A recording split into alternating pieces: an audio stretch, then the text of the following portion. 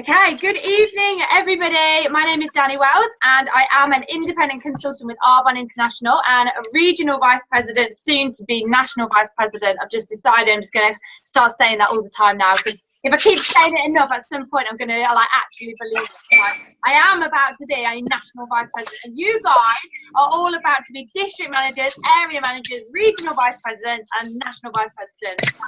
There we go. So tonight on our weekly team training, we have got a fabulous speaker. We already heard her speak last month on our monthly area training, and she was so fabulous. She absolutely blew us all away with her story and her honesty, her vulnerability, and she's just so incredibly humble. And she offered to do her training again, and people asked for it as well, which was great. But she's going to be training us different tonight, but it's going to be fabulous to hear her again. So we are about to hear from the gorgeous Babs Cope, who, may I add, is going in for an operation tomorrow. So you can't wave after tonight with your right arm because of your shoulder. Is that right? Yeah, that's right. Yes, I'll be waving a lot tonight. Yeah, get it all done with tonight. So without further ado, I'm going to hand it over to Babs Cope.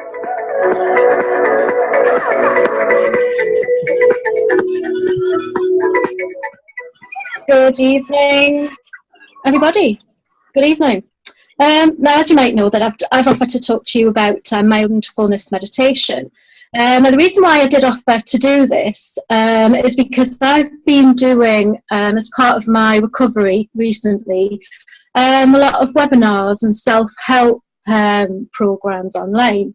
Now, mindfulness is something I'd come across many years ago, but it was kind of having a repeat course, and it kind of made me remember just how important it is in daily life to be able to meditate.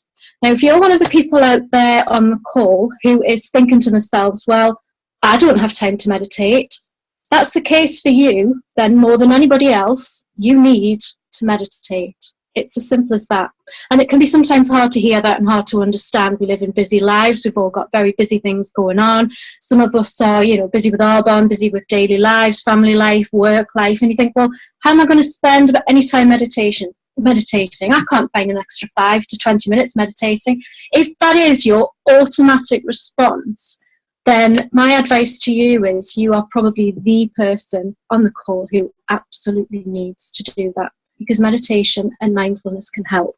So if I give you a little bit of background as to what meditation and mindfulness actually is, mindfulness is nothing more than simply the active process of being aware of the present moment. That's all it is. Being aware of what's happening right now. Meditation is simply the practice of stilling the mind. So you put those two together, you get mindful meditation, which means you can still the mind in order to be aware of the current, present, now. Okay? And why is that important? For those of us who maybe have ever experienced depression or anxiety at whatever level, whether it's mild or severe in your lives, you might start to resonate a little bit with this, because depression, in the smallest of nutshells, is a fear of the past, being stuck in the past, things that have happened to you. We all have got our own personal journey. Some have been more difficult than others. Some people's life journeys will have had many difficult times. So depression is usually fear and being stuck in thoughts of the past. Anxiety is being fearful of the future. So if you happen to have both depression, fear of the past, and anxiety, fear of the future, what you're not doing is living your life today, now. You're thinking about the past, you're thinking about the future, but you are not aware of today's present moment, okay? So what mindfulness meditation does is just simply help you to become aware of this current moment, become aware of you, your life, your body at this present moment. That can then help you to alleviate any signs of stress and tension and anxiety. So what you might not actually know, there's some interesting statistics here, that apparently evidence shows that about 85% of all of our daily thoughts, and that's whatever thoughts they are, any worries, concerns, are actually conditioned. They are thoughts being conditioned to us through the way you're brought up, the way your parents thought, the way your other ancestors thought, school friends, social media, your general social environment. And this then creates the dogwoods that go on in your mind. And what can happen is that the same thoughts, sometimes negative, sometimes destructive, those same thoughts recur over and over again. And this can get us trapped into the cycle of fear in the past and being fearful of the future. So we just have the same perceptions, the same routine of thoughts. We do get stuck into a rut, stuck in the same pattern of thought and the same lifestyle. By doing the mindful meditation, that can actually help you to separate yourself from those conditioned thoughts and the thoughts that are in you and in your mind now, those thoughts that are going to help you. So you want to start thinking to yourself that you are more than simply your thoughts. Okay, so I'm just going to teach you 2 very easy techniques that are going to help you with your mindfulness. Now, all I'm going to ask you to do is to make sure that you are sitting comfortably, that you probably won't be disturbed for the next 7 or 8 minutes, if that's possible. So if there's anybody else in the room who may disturb you, my advice is going to be kick them out just for a short time, or sit them down and get them to join in. Okay, so talking to you, disturbing you at this point is not an option. Make sure they hear that. So they're very welcome. Anybody else that's in the room, anybody else that's completely welcome to join in. So what I would like you to do is to get yourself in a position that's fairly comfortable. Okay, so where your back can be straight, so where you're going to be sitting with your back straight, feet on the floor if you can, uncrossed. Your hands can be just gently in your lap or on your knees, so no folded arms if that's possible. That just stops there being any tension in your body. So if you sat with your arms folded, you've got tension in your shoulders. If your legs are crossed, there'll be tension in your knees. So what you need to do is simply sit in a comfortable position. You don't have to have your hands in any mudras, so you don't have to be sat in a Buddhist lotus position at all. So just so long as you are able to sit comfortably, so long as you are going to be able to close your eyes and just hear my voice. Now there's no music, there's going to be nothing other than my voice, because I'm going to teach you a technique that you can use absolutely anywhere. You might find that you start to feel sleepy during the first exercise. That's okay. You might find yourself feeling restless again. That's okay. This might be the first time any of you have done anything like this. You might find a little bit of irritation coming in. Okay, that's fine. You might start to feel bored. When is this going to end? Again, that's normal. But what you will find is as you are doing this, your mind will still be thinking. In the past, when people say to meditate, you have to clear your mind. That's not the case, because actually the brain isn't programmed to do that. Your mind is programmed to think. As your heart is programmed to beat, your mind is programmed to think. So thoughts will come into your head. All I'm going to ask you to do, just acknowledge them, but then push them to one side, okay? And I will keep you focused. And as you start to meditate, as you start to do the first exercise, what happens is your brain starts to produce melatonin, and that's the chemical that helps you to feel rested. It also helps you to go to sleep. It's very natural, a natural calming chemical, okay? So any feelings you feel over the next 4 to 5 minutes, completely normal, just go with it. I'm going to teach you an exercise that you will be able to do anywhere, any place, at any time. So I'll be talking you through it, all right? What I'd like you to now do is close your eyes, okay? And you will get the best results of this if you do just close your eyes. That means you, Ian. Good, thank you. So yeah, close your eyes. So, and all I want you to do is just make sure you're comfortable sitting in your chair. Just feel your back against your chair or your sofa. Just notice the feeling of your feet in your shoes or your slippers, and just be aware of your breathing.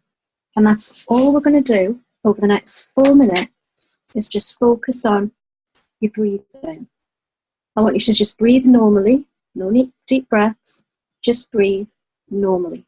And all I'm going to do is get you to focus your attention on cold air, the cool air that you feel coming in through your nostrils as you inhale, And you may notice that as you exhale, the air is just ever so slightly warmer. And that's it. Just focus on that cool air on the skin in your nostrils as you breathe in, and warm air out. And that's all you're going to focus on the next few minutes. You'll hear my voice, I'll still be with you. Just focus cool air as you breathe in, warmer air as you breathe out. If any thoughts come into your head, let them, but then just return your focus to the cool air entering your nostrils.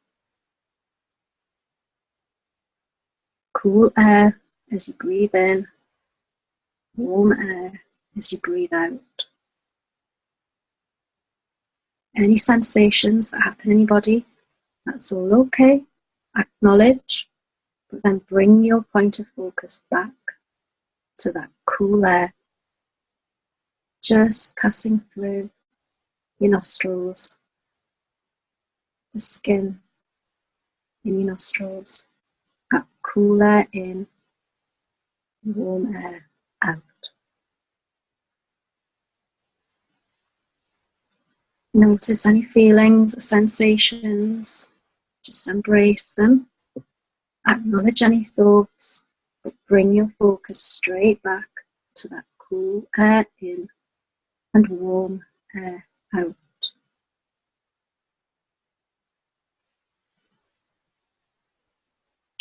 Don't worry if your mind starts to become really distracted. Your mind will go sneaking off to find something to entertain itself. That's what the mind is programmed to do. But just bring your attention gently back to your nostrils and that cool air.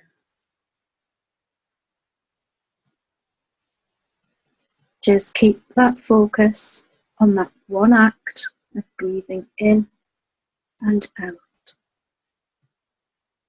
Keep your awareness on your nostrils, just cooling the skin as you breathe in, slightly warming as you breathe out.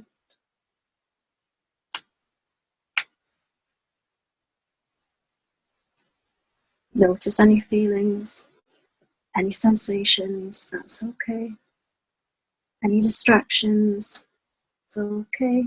If you get distracted, just return that focus back to your breathing. Cool air in and warm air out.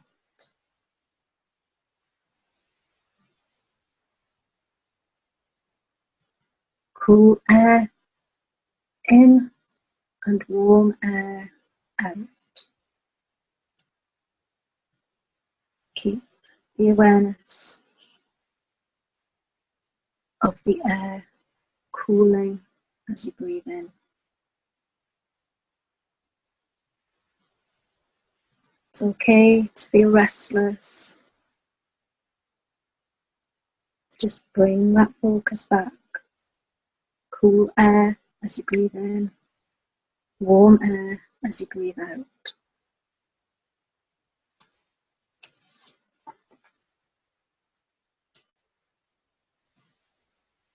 Acknowledge any thoughts or any distractions. That's okay. That's just your brain doing what it's programmed to do.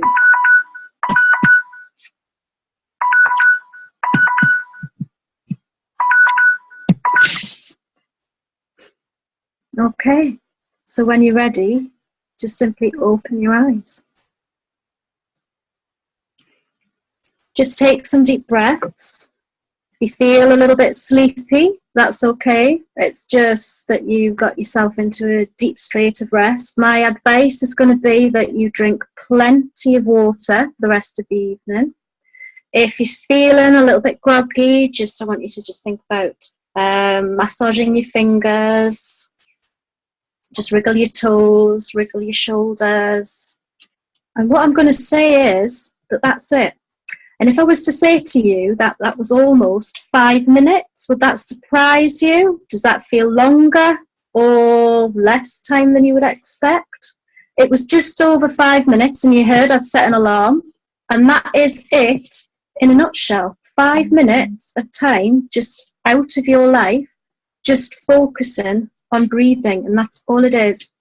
Breathe, and you feel the cool air in through your nostrils, warm air out. And that's it. That's the simplest way to just bring your mind back into the present. And it just gives your mind that little bit of a rest from worries of the past, worries of the future, and hopefully help you to deal with any further stresses.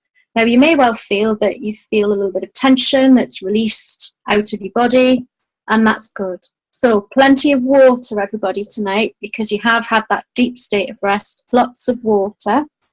Now, I do have another exercise, but if it's all right with everybody, can I save that to another day?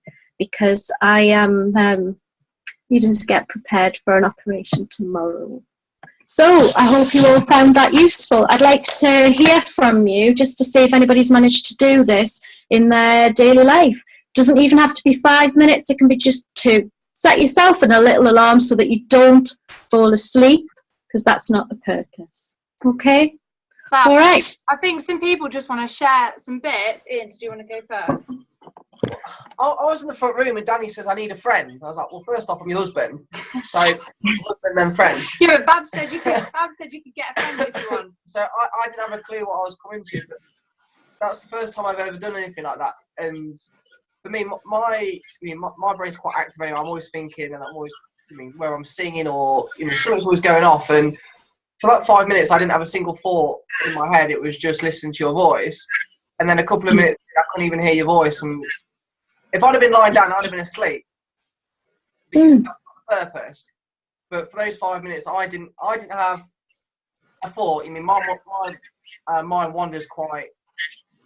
Whether or not it's what's the tea or what's on the telly, whatever. But for those 5 minutes, I didn't have a single thought about anything. That's fantastic. That's really good news. I mean, one thing that we do have to remember, if you can block everything out, and that's good. If thoughts just disappear, that's good. But what we've got to remember is the brain isn't programmed to think that way. So if you were the opposite to Ian and thoughts were just coming and coming and coming, that's all right. Your mind is programmed to do this. But the more you practice this, the less you'll find that those thoughts come into your head. So it's probably at your most stressed point of the day that you maybe need to just do this. Even if it's just for 1 minute, just set 1 minute on your alarm and just focus on the breathing. So that's really good news. And like I say, I think some of you looking at it didn't realise that 5 minutes had gone. So, and I want you to just feel how you are in your body. Do you feel a little bit calmer? And there you go. I've just noticed somebody's mentioned ADHD, Vic.